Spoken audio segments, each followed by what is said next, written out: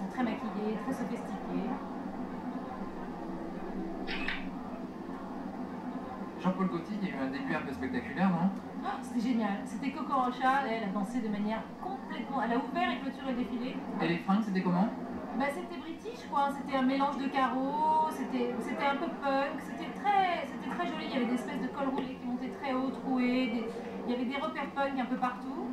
Et en même temps, des choses classiques, élégantes, des kilts.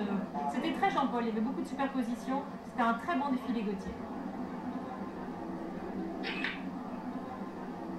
Et comme des garçons? Les garçons, c'était super.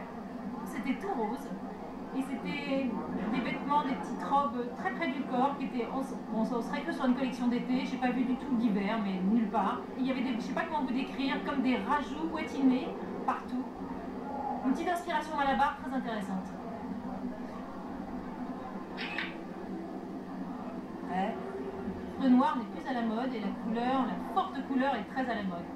La seule unité qu'on trouve pour l'instant entre chacun, c'est des couleurs très fortes. Mais pas vraiment des primaires non plus. Pas des couleurs primaires. Non, il y a beaucoup de rose, beaucoup d'orange, beaucoup de vert, des couleurs qui avaient disparu des défilés depuis un bon bout de temps et qui sont très présentes maintenant. C'est gai, c'est pas mal. C'est vrai qu'on a l'impression de voir de l'été plus que de l'hiver. Il y a encore d'autres gros défilés cette semaine? Plein, toujours plein de bonheur.